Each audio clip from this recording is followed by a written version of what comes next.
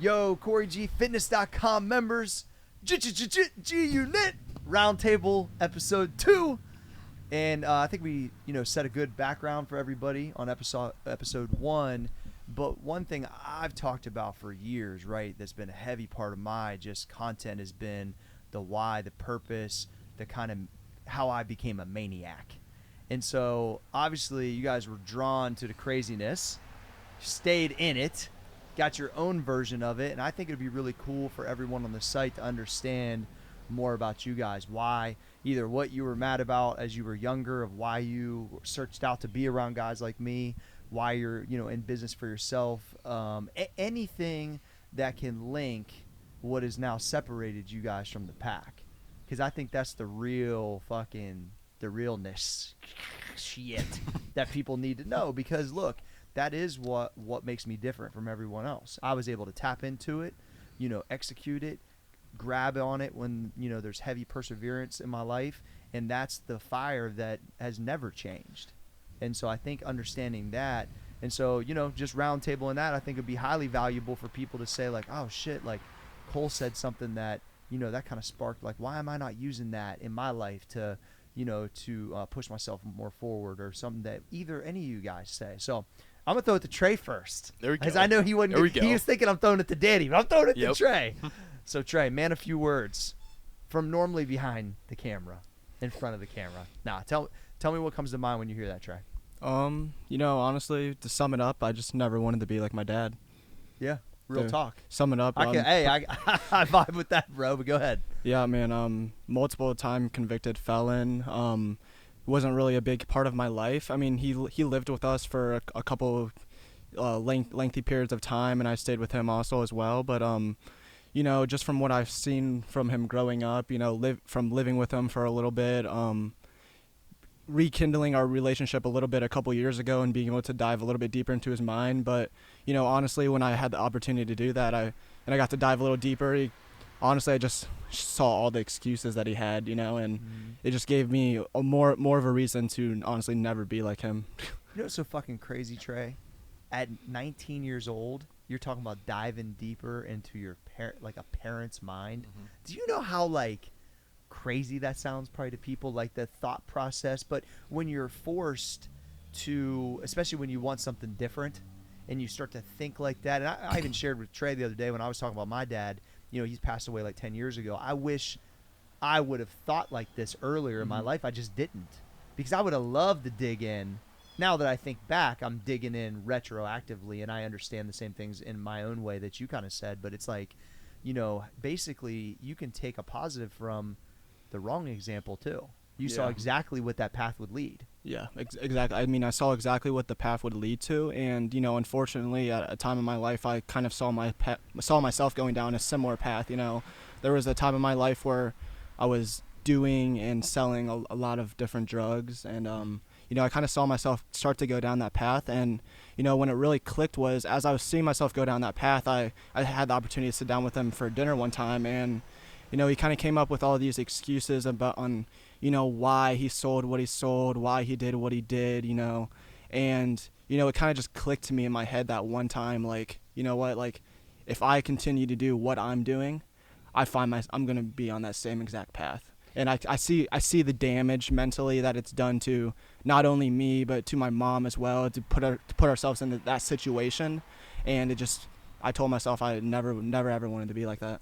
So it basically gave you the clarity and the closure to basically move on and do something that you really wanted to do, right? Exactly, yeah. Something that I wanted to be happy doing, for sure, yeah. Yeah, so it kind of gave you some peace of mind, probably, a little bit. Yeah, definitely a little bit of peace of mind, yeah, for sure. I mean, there's definitely a couple other things I would love to figure out, but I think I got enough closure that I needed to come up with my why. When you have a parent that's like that, it's so open-ended. Yeah. Because especially when you're a kid, you don't understand why dad ain't around or why he does the things he does. And because we put our parents on pedestals, they're just people, man. They make all kinds of mistakes, right? But still, when they don't learn from their mistakes, they keep repeating them. Mm-hmm. And then, the hardship that it puts on the family, you start, as you get to be older, you're like, what the fuck are you doing? Yeah. That has to be how, and as you dug in, you're like, this guy ain't gonna change.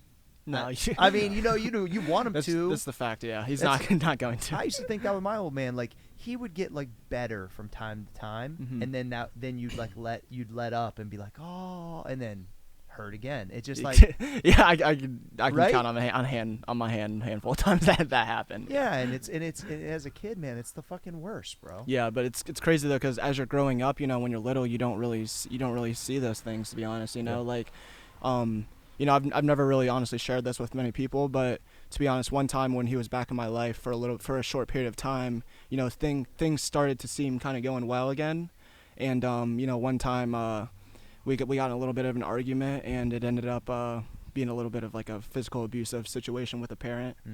And basically, after I was only in 8th grade at that time, and that's when it kind of clicked. When you're physically abused by someone that's supposed to love you. Yeah, that's real talk. The other thing, Trey, is like that break in the cycle. People fall into it, which you were starting to fall into. Yeah. What really was it? Just that one or two occasions that were like, wait, I'm about to repeat this, because all you gotta do is get caught once. Yeah.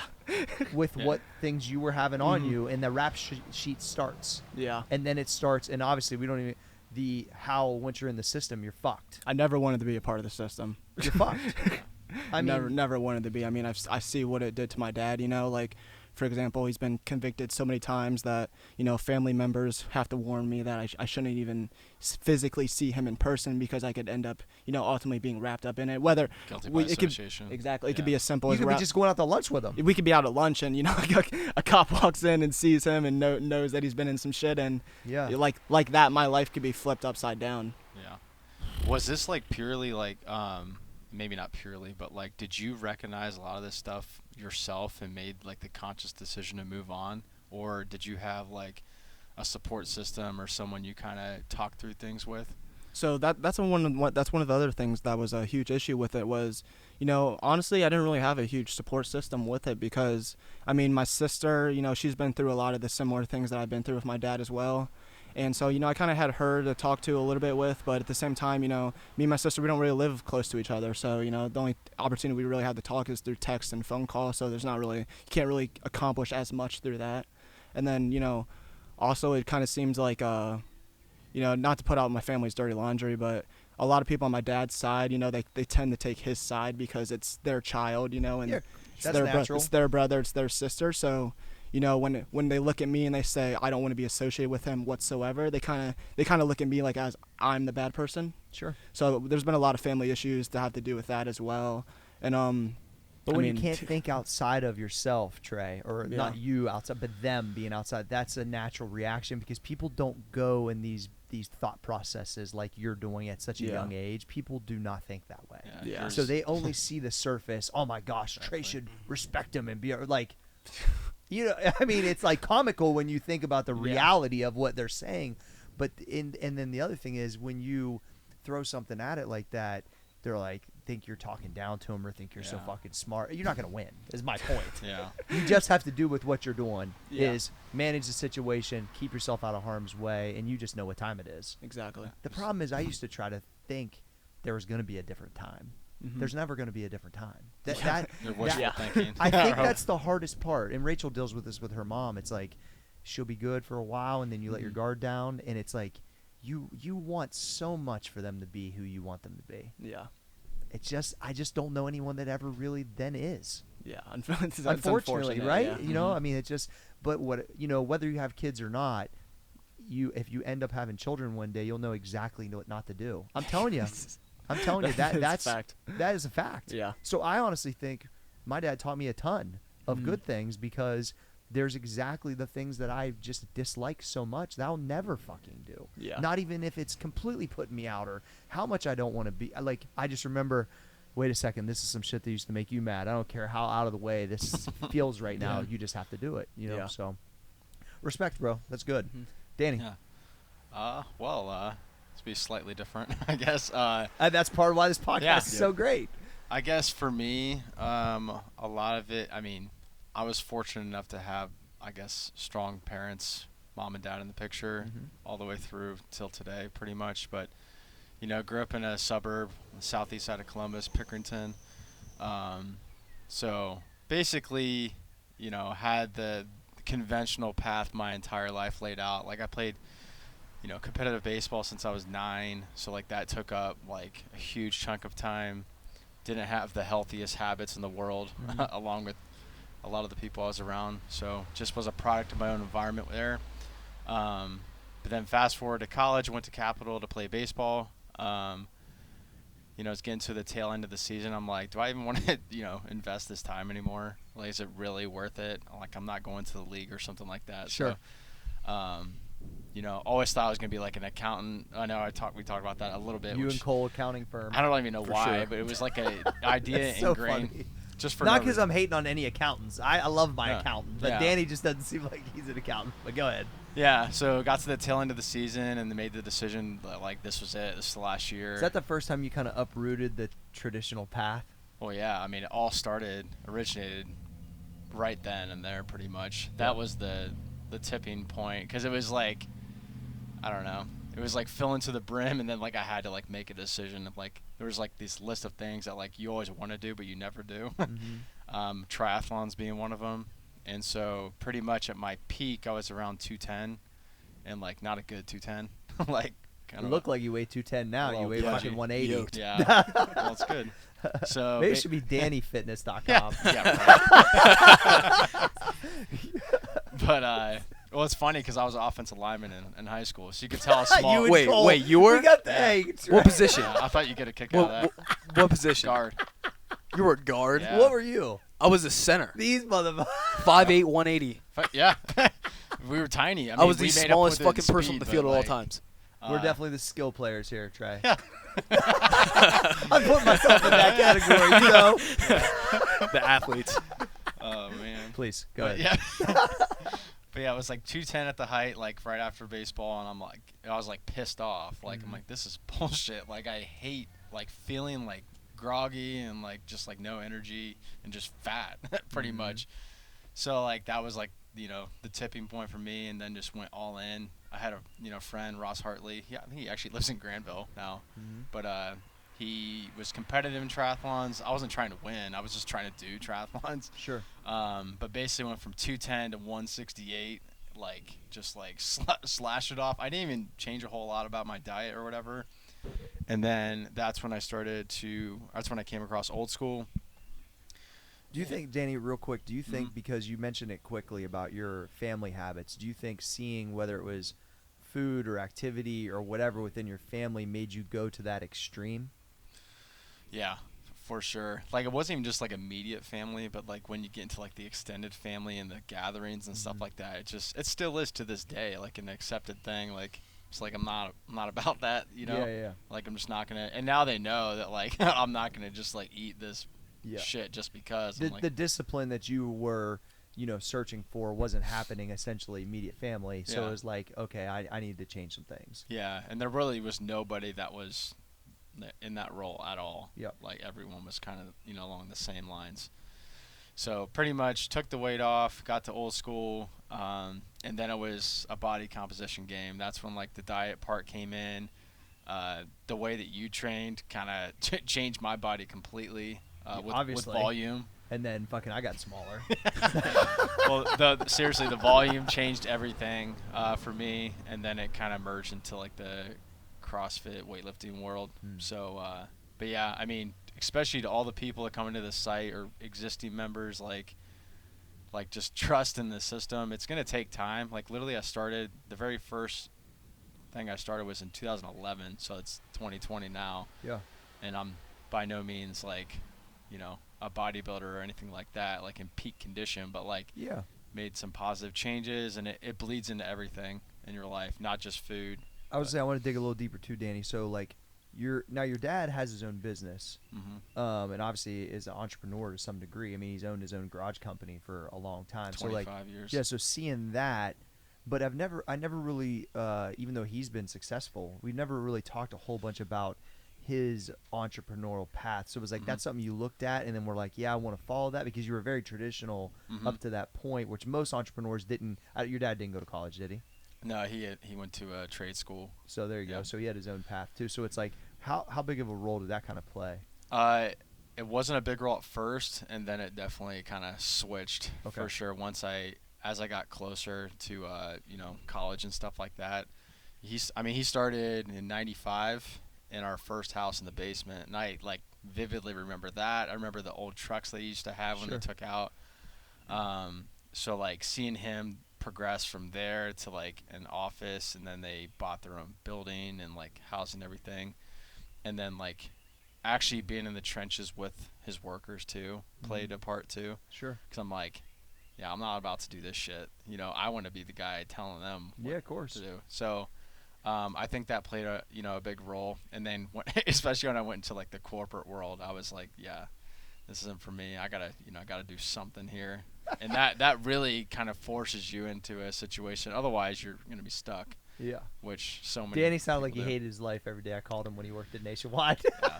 I think the best part about it was when I would literally get out of the queue, and I would take your call, and I'd walk away from my desk. Yeah. I'm like, because I didn't. It's not that I didn't care. It's just that I knew I was on my way out. Yeah. But Of course. yeah. How about you, Cole? Me, honestly, like kind Cole of Susak. like you. It was I was just fucking tired of my situation. Like growing up in Bellsville, which is like the same size as like where Yeah. you grew up. Like either there was two paths. There was either one, you go to school like to become a teacher or something like that. You go into the coal mine, or you work on cars, or you like do some sort of trade. And I knew from a young age that just wasn't fucking me. Because like all my friends would go out, they would ride 4-wheelers, do mudding. And as a kid, like I was like super introverted. Like I played sports, but like it wasn't like my thing. I think my parents put me into it just because that's what all the other kids are Yeah, doing. of course. So I knew like at a young age that that's not really what I wanted to do. And I was like I knew I fit out different at a young age. So I just spent like most of my time inside, just like by myself, because I have two siblings, but they're much older than I am. So I was basically just like Single child. Only child. yeah, only child basically. So I spent a ton of times just in my room, just like by myself, and that's whenever I started playing video games. Which like, whenever I started playing video games, it was the first time I ever felt like, I was like really passionate about it. So like I ended up like making YouTube videos. Like that's pretty much how I like learned what I'm doing now. But I knew then that like this is what I want to do, and I just like stuck out from everyone else. So, and I knew that if I kept going where I was, like I just didn't want to fall into the trap of like It's so staying easy to there. do, bro. And then like at the time, I think it was like 6th grade or something like that. My parents were like going through like a divorce, so like mentally it was just like really fucking with me.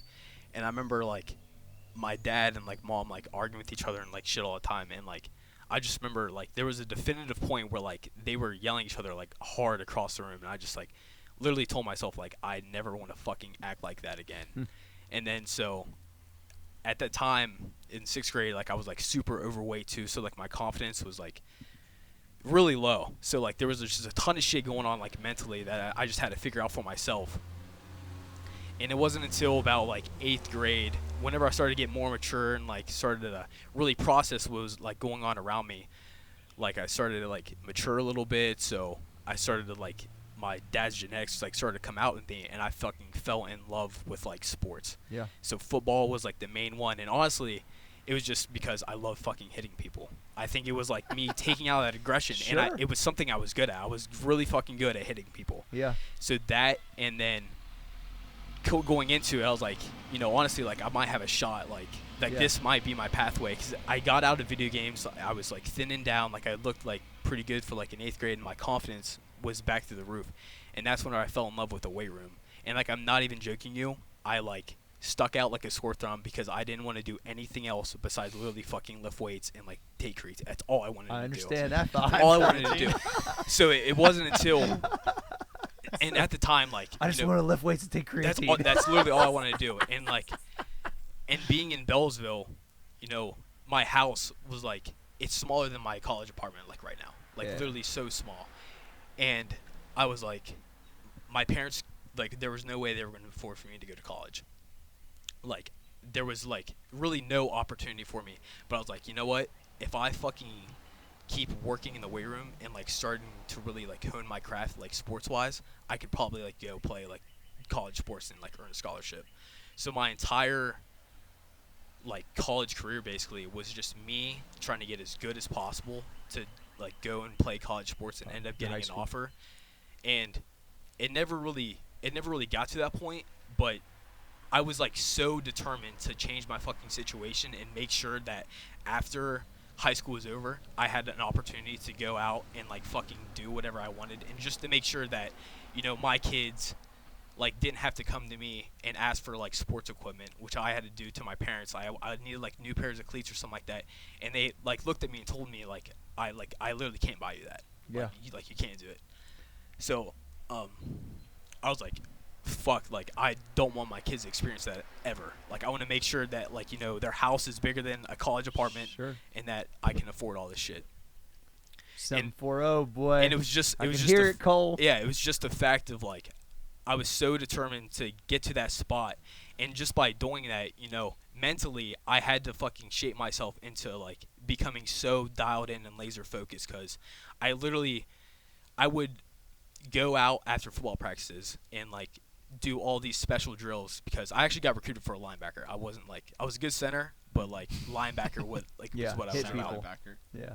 And I would study Luke Kuechly 24/7.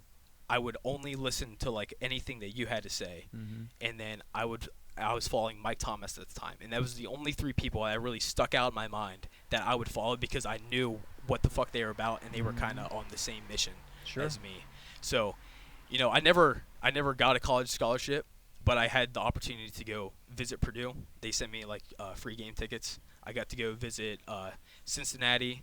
I got to go to OU, and then I had like D2 schools offer me like walk-ons, Mm-hmm. and then I had like there was like Princeton, like all these fucking like Ivy League. Ivy League Yeah. schools like reaching out to me. I was like, there's no way. So I'm you getting had that some school. opportunities. I had the Cole. opportunity, yeah, but it got to the point where I was like done playing football. Like mentally, I was just like, you know, it's not me. Like honestly, after sports, my body was so beat up because I was like so small the entire time Mhm. that I was like, I just love fucking lifting weights. That's the only thing that stayed constant throughout this. So then it came to the point where I had to choose either to not go to school or like go local and like try to do something, or just like go off somewhere. And actually, I almost thought about like going to like fucking some like southern school or something like that, just to literally start like an entire Start new over. chapter. Yeah. Yeah. But I had the opportunity to go to Ohio State Newark for super cheap. Basically, since I was so poor, like my college was essentially paid For, yeah. So like I had to do that, and like that's essentially where I'm at today. Like no matter what, I was just literally trying to like put myself in a better position so that way my kids never had to fucking go through what I did. Well, what we was talking about, thanks for sharing that, Cole. The Joe Burrow, why I think he's going to mean so much to where, you know, that area of where we're from or where he's from is because of that exact thing. Like, you, at least at some point, could at least look to me, because I was a Yeah. cat that had almost your identical situation and got the fuck up out of there. But, dude, I was always searching for who the fuck am I going to look up to? That's why I think it's so important. Joe's going to play such a role for guys like in that area. Yeah, I feel for like, real. bro, it's gonna be, or any parts of the Appalachia type of areas. Like we just didn't really have anybody like that. So you know, hearing that, it makes sense why you was trying to fuck with me, Yeah. because the situation was so, you know, basically almost identical. It's pretty cool. You know, so I love about, and I learned from every podcast I've been on for a period of time, when it was me and Mo for a long time, or me, Mo, and John, or me and John, like all of that. We're not going to talk about this. Guys just sitting around like on a normal day. Yeah. You know, it's hard to share things like this. But I'll tell you what, there's a therapeutic like level to it that the rest of the day you guys are going to feel like completely different. And Yeah. I got to go through that for 4 years, you know, on Business and Biceps. And it was like my own therapy sessions. Yeah. Not to mention I was teaching at the same time. But as you start to like say these things out loud and they feel emotional, or you've never said them before, you're digging in there, it's like, fuck, like that. But see, most people never search like this. That's Yeah. how you become, I think, just a better person, and the people that you all want to be, you know, Yeah. and who I want to be. And I can identify so much with Cole because, you know, that not being able to have those like basic things, especially like in that like kind of coal mining, steel worker type of area, and it's like you see a lot of your uncles and the friends, and they don't like what they do. They work so hard.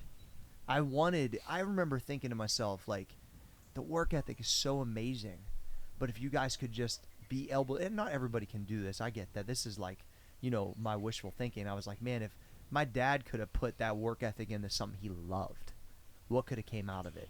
But that wasn't taught. There wasn't thing, or any same. I don't know. I just kept coming back to, how do I apply this hardcore work mentality to something I just unbelievably like to do? And then when the stuff that comes up's challenging, I know I'll be able to get through it. But it's like, I was just tired of watching people be miserable, and it wasn't like they were slack or they didn't want to take risks. I just think that the resources and just what I saw just wasn't. They just thought, this is the path. This is what 2 generations have done. They don't break the cycle. They don't want it more. It's just easier to be comfortable. It's hard. It's hard to do. Yeah. It's going to take me a lifetime to completely change it. And same with you guys. It doesn't happen in 5 years or 10 years. It's going to be like a 30 or 40 year process for me to completely fucking change it. Yeah. I mean, it's fucking hard. Yeah, I can speak to that part just because, like, especially on my mom's side of the family. I mean, first of all, it's like compared to the situations you guys went through, I feel like I was like in an insulated bubble almost in like suburbia Ohio, Yeah. So like on my mom's side, like like I don't even know how many. Everyone's a nurse or a firefighter or something like that. Like literally my brother, my 2 cousins, and their dad, my uncle, are all firefighters, and then like a couple of my aunts are all nurses. So like it was always ingrained, the job security like of the medical field was just drilled into Which your is head. true. It's yeah, there. which is true, but like but it gets you to just go along with the conventional path, and like that happened to me like forever pretty much, and you just kind of accept it for whatever reason. So you never take out. Well, no one's ever challenging it around you. You're never challenging it, and you never like zoom out to actually like look at the big picture of everything. So and like, once again, that's not bad. yeah, It just isn't for everybody. and you don't even know. I don't know. You don't fully understand what's actually available to you out there. Like that was kind of like something that I experienced, and again, I keep referring back to 2011, but like when I reached out to you and started hanging out with you, and then like literally I'll open just, some motherfuckers' brains. Just asking you for an internship. Like I literally remember we're sitting in his office, and I'm like legs over the chair, and we're coming up with workout names, like the most douchiest names you could ever think of. And the ones Cole was doing in high school. Yeah, exactly. The ones I wrote down in the little spiral notebook. Like I still have them. So we're sitting there making workout names, and like that kind of just opened the door, and it, in a way, like you're like a second father figure to me, because like / mentor, because you would challenge like things that I was do, or or give me challenges. Sure. But it was like complete mindset shift. And then that really just got the ball rolling, and then it started to pick up some momentum.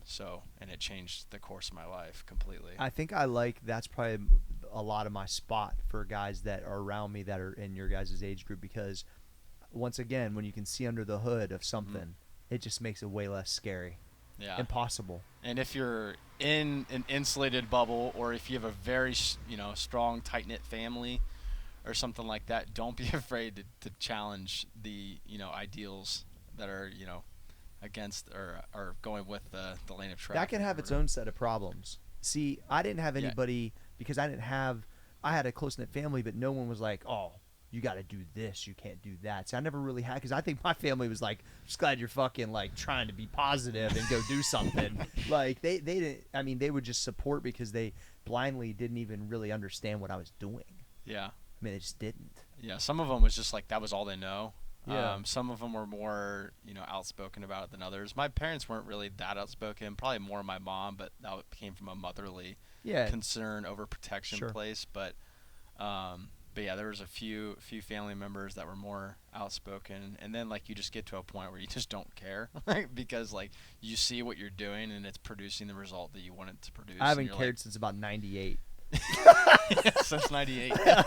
I would say. Yeah. I cared the first year I stayed home and everybody thought I was a fucking loser because I went to community college. I fucking hated that so bad. Yeah. And it was good for me because staying home that 1 year after high school and then almost falling into the things Cole referred to from our area, and then just the way people would react when I would tell them that I was working I was going to school from 8 to 12 and working from 1 to 10 stacking lumber. I'm like, how am I a fucking loser right now? What, because I don't want to go $20,000 in debt and go to Ohio? Like, I was like, it just fucking pissed me off. Dude, I think that, first off, it's going to sound funny, but when Michael Jordan did his, I've watched this speech probably 100 times. He did his Hall of Fame speech, and he called out every motherfucker that pissed him off. I mean, it was actually kind of weirdly mean, but I identified it with it so much, and I don't hold that much hate maybe like he does, but it was very similar that I remember it took all of those things, though, all of those feelings, because it's such a harder path, because it's not just traditional, and that I don't know what's going to come up tomorrow, and a risk I take could fucking fall flat. And it's like, it takes all of those pieces from family, from the outside, the way people perceive. Like, sometimes I manufacture it. Maybe sometimes it's true. Maybe sometimes it's even more true than I want to believe from some people. But I had to use it all, because the first person that does the change is gonna shoulder the most. It's gonna be the hardest. AG's set of opportunities are completely different from the resources alone. Literally anything he wants to do, I know somebody probably. Even in gaming.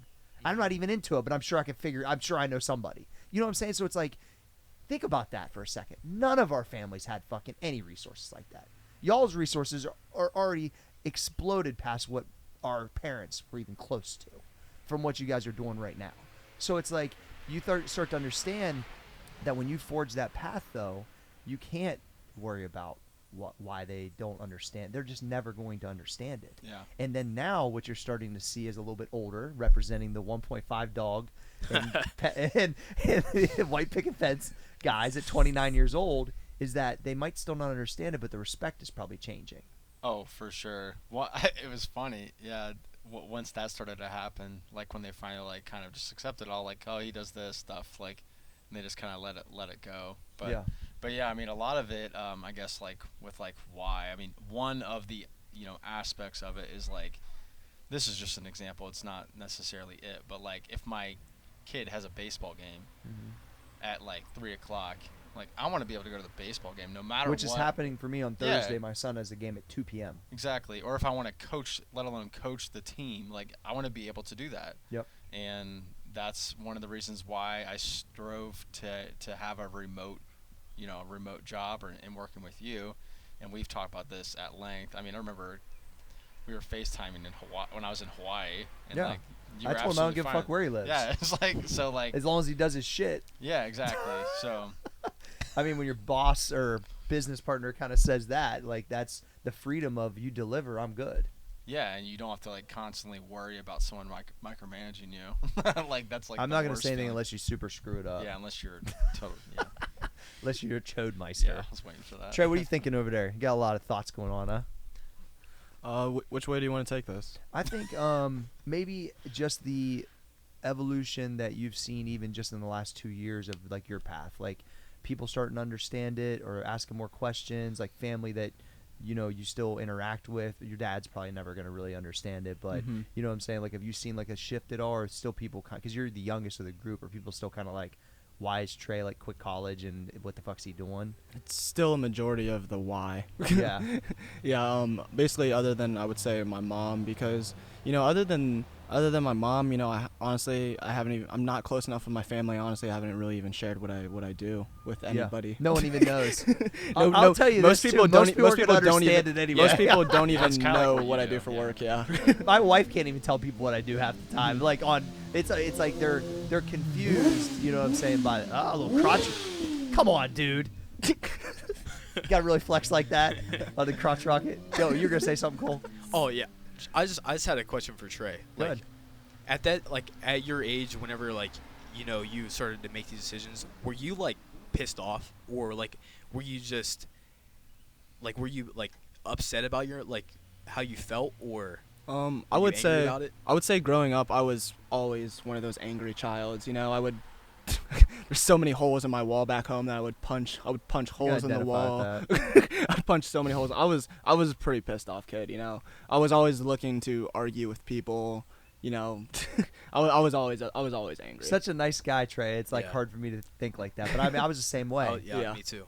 And it's interesting, but I think don't you think it takes that to actually make true, like, real change? Because you have to be that mad about the situation, I think. Yeah, I agree. Because some people can just be okay with it. They finally go, well, this is just the cards in the hands I'm dealt, and I just roll with it. Most people do that. Yeah. And most people do that. And then some people are just so fucking pissed about it that their fucking wall looks like Swiss cheese. Yes. You know? So, I mean, I think that... or your bicycle's messed up. Oh yeah, Dude, yeah. The that story I story's talked so about. funny. Oh yeah, I'll tell it real quick, just because we have no time limit. So this kid came to my house. I don't know if you heard this one, Cole. This It's is good. amazing. So this kid came to my house. He was way bigger than me. In my house, my trailer, and there was up behind my trailer. I tried to go take a picture of it, but it's not there anymore. Last time I was at home, the trailer's gone, but I thought maybe the hoop would still be there. Once again, I thought I was going to get a ride for basketball. Now, I average, like, I don't know, 0.4 points a game, and, like, there's no one recruiting me. You got way more love than I did, Cole. But I spent, once again, hours shooting jumpers, fucking broken jumper. Like, I mean, I spent so much time in the rain, in the snow, like, and I just applied that all to weightlifting when I realized that was going to be my path. But I remember getting this. I didn't have my own hoop. And it was on grass, like some Larry Bird shit. I thought, well, I'm going to be out here like the fucking shot whisperer, fucking making threes from all over the place, which also didn't happen. But anyway, so I find this hoop that's actually, it's like cast iron, and it's smaller than a regular hoop. So I thought, okay, if I can ice these, I could tell it just, I don't even know, it was really old. I found it like in the fucking woods or something, like up on my house. So I put this pole in the ground. I got this hoop all constructed, and this kid who lived up the street, who had way more money than me, had a nice hoop, had all that. He comes and he rips it fucking down. He just rips it down because he could dunk, and I don't even know if it was 10 feet. I mean, I was ragtagging this stuff.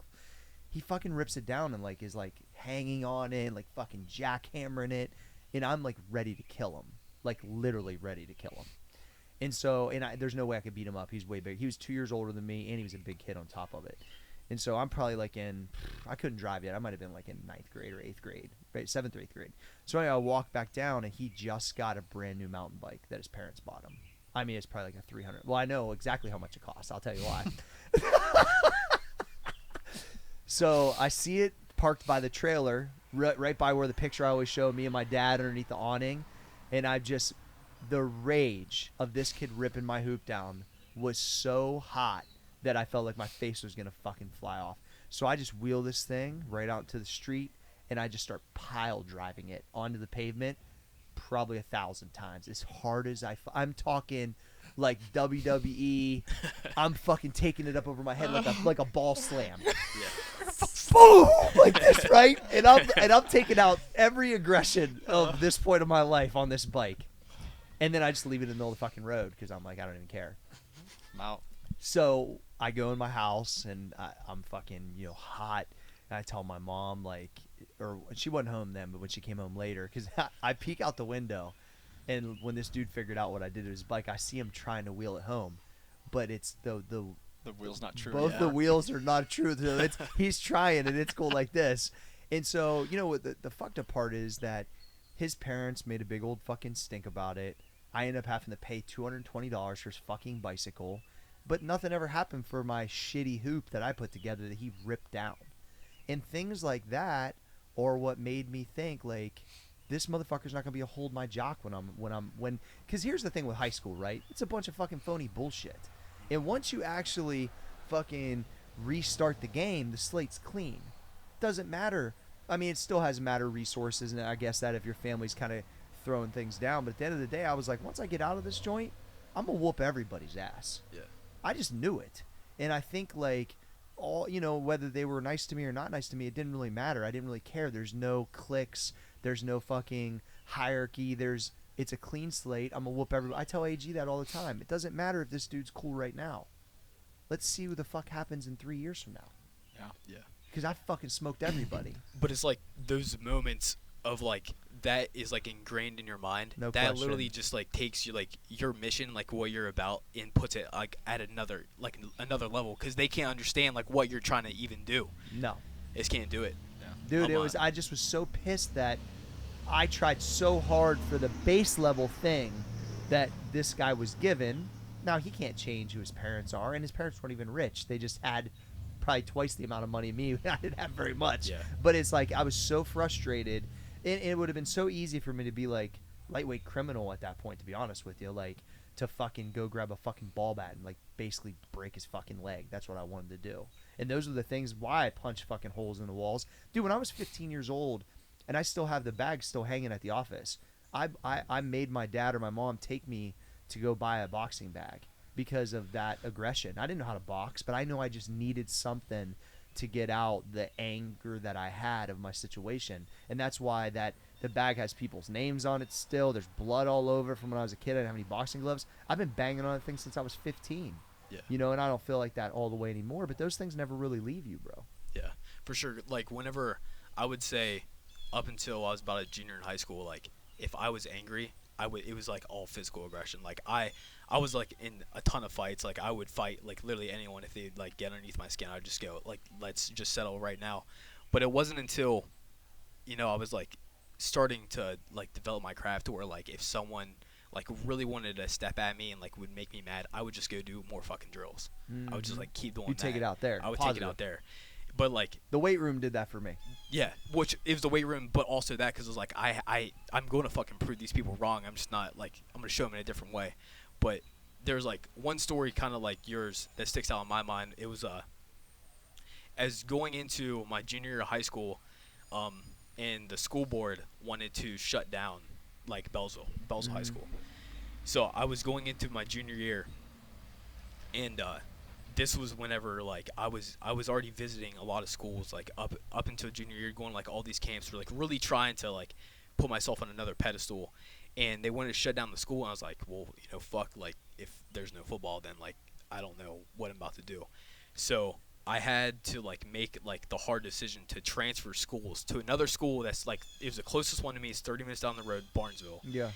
And at the time, everyone in Bellsville fucking hated Barnesville. Was it a rival, Cole? It wasn't. We never played each other, but I think it was just so close that yeah. it was like, you know, what the fuck are you doing? So What year did you make that switch? 2014. Like what year were you? Were you a junior? It was end of sophomore going into junior Okay, year. gotcha. So they were shutting down the school, and I was like, I have to do this. But at that time, like mentally, I was thinking like I'm gonna leave. Literally all the kids I grew up with, like my best friends, like all that shit. And you know, I was just like, it was literally like a kind of a spontaneous decision, and I just like fucking went. I just went, saw it, checked it out, and I remember like the head coach, Matt Johnson, came up to me and he's like, "So are you coming here?" And I was like, "Well, yeah." And then I remember the next day he brings me in this fucking box of like clothes, and he sets it down, and he says like if you're fucking gonna come here, like you're like a part of it. And I remember going home and like telling all my kids, like telling all my friends, like I'm going to Barnesville, and like they basically like fucking like they literally like wouldn't talk to me for like an entire year, and like I had like the entire like community of Bellsville, like all these old people and like all my friends like dads, basically fucking like not even talk to me and like not even acknowledge me. And I remember I went to like a basketball game to support like my nephew who was playing. And all the fucking like all my friends I grew up with, like stood like right in front of me and talked shit about me, like not to my face but behind me, Sure. and like saying like all this fucking like dumb shit. And I remember I went home and I took everything I had at Bellsville, I put it in a fucking box and I threw it outside. And I told my mom like I like fucking burn it. I never want to see it again. Mm-hmm. And ever since then, like I like literally haven't looked back. And it took fucking like basically 2 years for my like friends like to Come be my around. friends again. Damn, Cole. Wow. They ain't got a fucking shot at fucking coming at you, boy.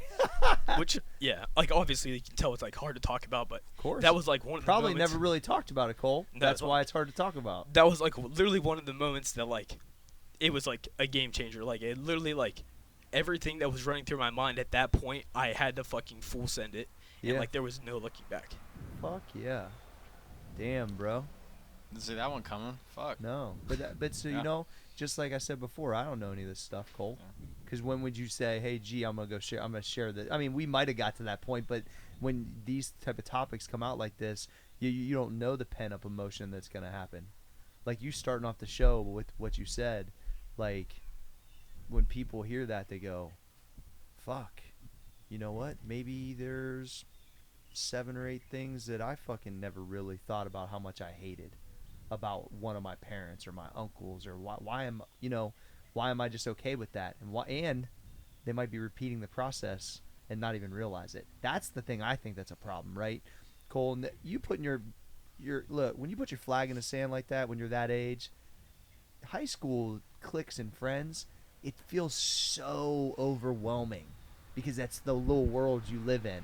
And then when you get out of it and you realize, you're like, oh, that shit's so fucking stupid. But the fact that those people were acting that immature to a kid is fucking I think ridiculous. I was like 16. Yeah, it's fucking ridiculous, bro. Kids are brutal. Kids are brutal. They can be. It's fucking ridiculous. Man, we getting heavy out here. What do you think, Trey? I mean, fucking props to Cole, bro. I know, that's what I'm saying, right? Yeah. I mean, it's just like vibing with that deep of stuff, bro, is awesome. Because that, and as you start to say it out loud, too, there's a healing component to it, Cole. I mean, we all friends here, all the members. And it's like, it's nothing I really talked about it. The only person I've ever shared that with is like my like best friend Tristan. But Sure. like my mom, she kind of saw it, but she never like I never like vocalized like what was actually like going through my mind. Man, fucking real, bro. Yeah. It's real. It's good. What do you think, Danny? Yeah, I mean, I was kind of. No one wants to follow that up, Cole. Yeah. So I mean, like, Well, nah, if yeah, we're talking about if we're talking about whys, like Like, that's think that about- like that Well, was no, like but literally that's what it. the That why's was that supposed shaped to me. be. Yeah. Like when I think about like when I was like in disbelief on what my mom was basically supporting us on, I was just like, I remember I was like 15. I look at her W-2 and I was like, how the fuck are we living on this? And I know how, like, we weren't, basically. She was always late on the rent. And like, if I think back about mom being late on $150 a month rent, like, it feels like a different vortex. Yeah. I mean, seriously. Yeah. I remember, like, even, like, probably 2-3 years into personal training when my cell phone bill was more than that. I was just like, so I already started to see, as you guys are, that those mild changes to somewhat drastic changes that, oh, okay, I'm on the path for this to be real different. What's so encouraging and what happened was the steadiness and what I'm seeing from you guys and what I did is it's not just one big event. It's never been just one big event. Now, there's been events that I've had to step up to, and there's been events that I've not killed it at. But at the end of the day, it was, once again, just that consistent and drawing on all these things that you guys have shared to get you through. And then, bang, I remember one day I was doing something, and I was just like, this is so wildly different right now. And this is like 4 or 5 years in, kind of like the level you're at, Cole, right now, just getting that out of college age. And I'm like, even if I just stayed here, I fucking whooped everyone's ass.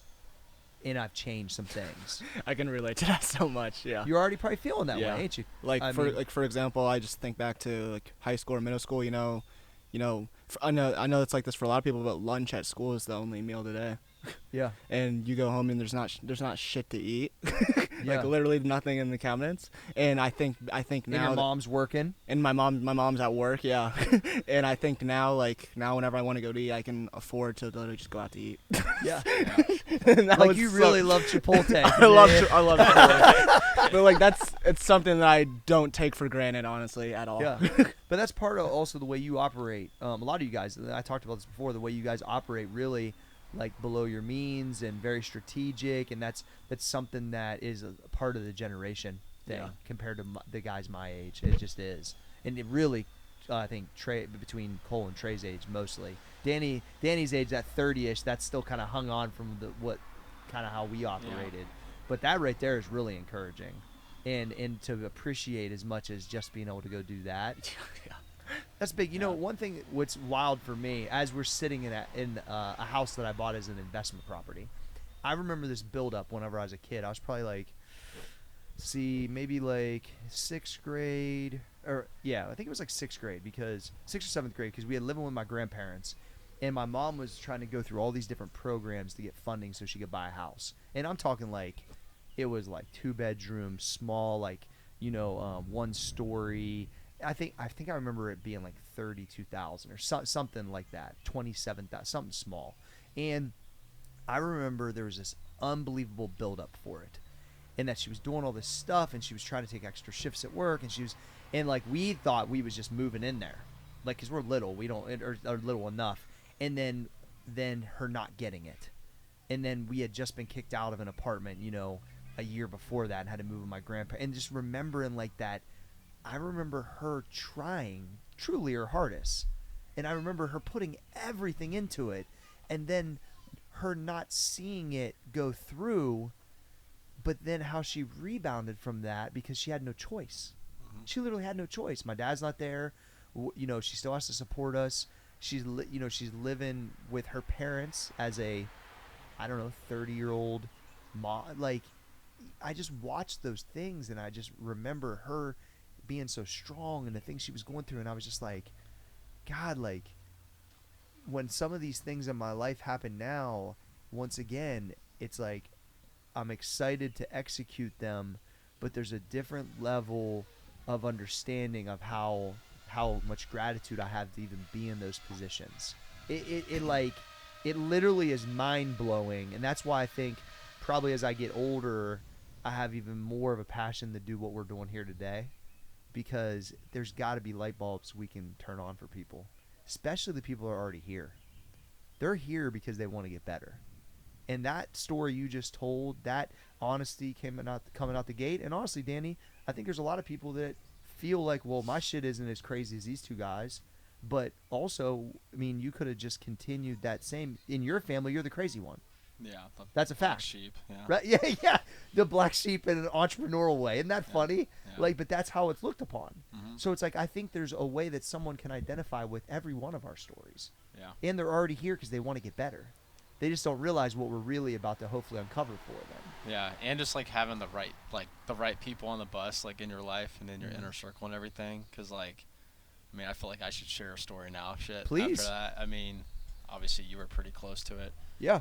But for me, it was a divorce. So this past year, geez, I get the years mixed up now. Man. Yeah, it's all right. But basically, last September was when it was official, but your own divorce.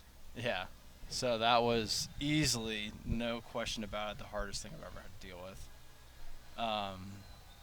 Yeah, I don't even know really where to start, but if you're in a relationship or whatever, and you start to feel this sense of jealousy, envy, stuff like that, which I didn't feel at the earlier part of it, but then as I progressed with Corey coaching, everything was going well.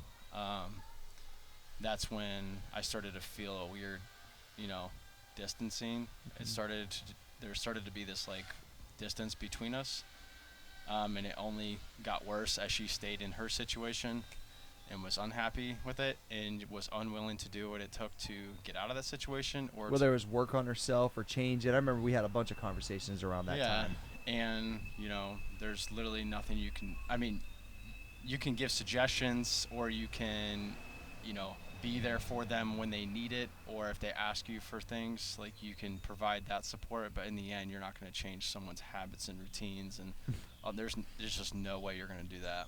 They couldn't have been lining up more opposite of yours at that time. Yeah. Which you never anticipated out the gate. None of us did that knew your ex-wife. Yeah. And then pretty much it was the classic, just little things, or they seemed little, just kept getting swept under the rug where, I would ignore it. And then it just kind of just got bigger and bigger. And then obviously there was a climax of things that kind of set the spiral downward. But when the first thing happened, I won't get into super detail, but when the first thing happened that really set it off, where I actually moved out, that's when I didn't really know what to do. I was actually informed from a family member, my brother, because I had no idea otherwise what had happened, And so that day I, got my stuff, like moved out, and then it was like, you're just sitting there trying to make sense of what's going on, like, because you have no idea what's going on. Like, obviously you start questioning yourself. What did I do to cause this, all this stuff. And so from that point, it was a boxing up of emotion, because I didn't really know. The last thing I wanted to do was talk to people, let alone my mom, because just, again, she's someone that's going to ask a lot of questions, and I'm like, I don't have any answers for you. And so I kind of just internalized everything, and then that felt pretty horrible. So it was like trying to find an active outlet, and then from that point, it was just a game of trying to, I wanted to be proactive, and I wanted to basically iron-proof my mind. So like, I had some experience with like daily or like stoicism and stuff like that, but that was when I really like dove head first. I just needed to. And then just like writing, never really was a writer before, but those two I would attribute a lot of the progressing forward and getting out of it to that.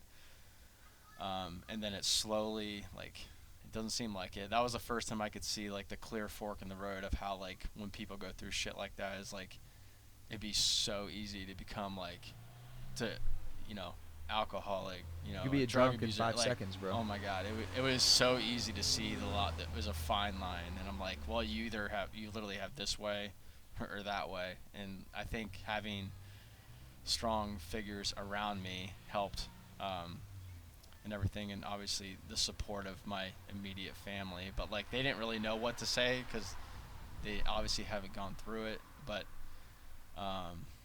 yeah, it was not a great situation, but it does get better. So if you are going through a situation like that, it obviously doesn't seem like it's going to get better. You're not going to find anybody again. But like, literally, I couldn't have gone a complete more of a 180 now with Oh, the you're growing so happy now. Yeah, it's like just the supportive system around, and like, genuinely, keyword genuinely, being happy for the other person and understanding what you guys want, and then making sure that you're like aligned, or at least on the same page. Like, they don't have to love every single thing you're doing, but they have to like at least try to understand. And if not, Oh yeah, Ray never really all the way understood me, Yeah. but she supported everything. yeah, but don't ignore the red flags if there's any, or if they are, communicate them, over communicate them, squash them. Like, Well, and obviously I was in heavy contact with you daily when you were going through this, and what I got to say is that what he said about the daily stoic and stoicism, he doubled down on his personal development material because he needed it. Whether some people do that with the Bible or a different type of material, whatever it is they run towards, because they're looking for the stillness, they're looking for ways to make sense of it, or to educate themselves into just try to feel better. And I mean, you did that by research and studying, putting time in, and then the ruck stuff I think helped a ton too. yeah, like completely like diving into it, and just trying to like, they're all about like controlling what you can control, and I'm like, there's very little, but like, and then just dealing. Thank God we didn't have like a house or kids or stuff like that to make it even more complex, but just standing my ground, because I would consider myself in the compassionate For sure. camp, for sure. So like, I didn't want to be like total like, F you, bye. So at the same time, I had to end up like putting my foot down and being more firm, and I'm so happy I did that, because I was trying to be your voice of reason on some of that. yeah. Corey definitely helped. I mean, that was an interesting morning after old school, telling you that. Yeah. You didn't see that one coming. So. No, well, but you know what though? When I'm working with people this closely, I need to know what they're going. If there's some serious shit going on, and then there's spots where I was able to help you from time to time. Not that I had ever gone through it. I went through it as a kid, never went through it personally, but the fact of like, look, when there's heavy emotions involved, you're not always going to think clearly. You need somebody that cares about you that's not your family, if it's possible, to be able to say, look, Danny, I remember saying, this is one of the main, you were like, I'm about to have coffee with her name this morning with my wife. I was like, bro, you need to fucking clip this shit. Like, you're not, like, you already knew it was over. Mm-hmm. You knew you weren't happy. You knew that she wasn't compatible. I was like, you can't be having coffee with your wife. Like, meaning, like, that's the only time you saw her that week. And you were Yes. like, I did just say that out loud, didn't I? I was like, yeah, motherfucker, you said it out loud. And for your own fucking mental health and for us growth, time to get it going. It's not that easy. Yeah. But I remember having that conversation, and I didn't really want to say that to you. But when you said it to me Yeah. out loud, I was like, Danny, you hear yourself, bro? I think that's what I said. Like, Yeah. I said, you hear what you just said to me? Yeah. I mean, it's fucking hard. There was one of the hardest conversations we had was like when we met in the morning. This was when we were like trying to figure things out, but like that was when like we were like talking, and then like I think we both realized it was like fucking done. Like Yeah. it was definitive. And then I just like basically couldn't really talk after that. And then like left and like went to it was like on the west side of Columbus, like River Road, kind of up there, and it was just like all the emotions just hit a climax, and like I just fucking was bawling like a fucking child in the car. And then it was like literally like 10 minutes straight. I just like it was uncontrollable, couldn't do it, just sitting in my car. But like it was needed. Like it's okay to be fucking vulnerable, that's for Yeah, sure. of So it was, course. I felt much better after that. But Wow. anyway, Trey, you learning all kinds of stuff Jeez. today, huh? yeah. Yeah, I mean, sometimes you gotta cry. I mean, Yeah. I'll be honest, I probably cry like once a month. Yeah, I mean, honestly. Yeah. dude, there's nothing wrong with that. Yeah. I probably cried like 10 times on the last podcast, and none of them I ever anticipated I was going to. Yeah. I mean, that's why I think like, or like the video I did on my Instagram about some of the social injustice. Yeah. Like, I didn't plan on being emotional. Did you think I wanted to look like soft in any way? Yeah. But that's just what happened, and it was because people I cared about were hurting, including Trey. yeah. You know what I'm saying? So it was like, Some real shit. exactly, just like the stuff you talked about. You know? I think that's part of some of the problems in our culture is like you're supposed to be this like macho masculine person, and then like you're kind of like looked down on if you're not. Yeah. So like hey, I'm still a bad motherfucker, but you know, sometimes that shit happens. Fucking, I love to see the okay to ask percentage for of dudes help. that want to get up under the fucking bars I got under. yeah. You know what I'm saying? They were way more scared to cry. You know what I'm saying? Yeah. So that's fucking fact. Yep. They'd be like, "No, I'll try to get that 700-pound squat. G, I ain't Yeah. trying to cry in front of people." Oh man, is there anything else? I mean, this was an amazing episode. I mean, I don't know how much more we can add to that, Yeah. but it's like if y'all don't know, we bout it at this Yeah. point from these stories. Could have manufactured that one. Unbelievable. I appreciate you guys sharing that kind of stuff. That was fucking awesome. And this, me and Trey were talking about this morning at the gym. He's like, you know, we're always super prepared here at CoreyGFitness.com for our content. So our preparation meeting was, gee, what are we talking about today? I was like, I think we're talking about our whys. He's like, around lifting? I'm like, no, we need to talk about real life shit. He's like, okay, I got that. And then we was off.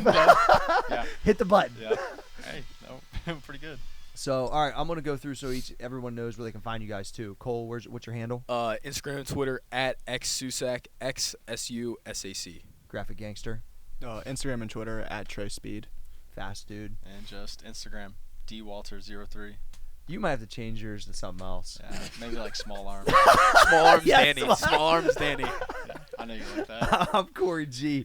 You did. Roundtable episode 2. We're done. Later. Peace out.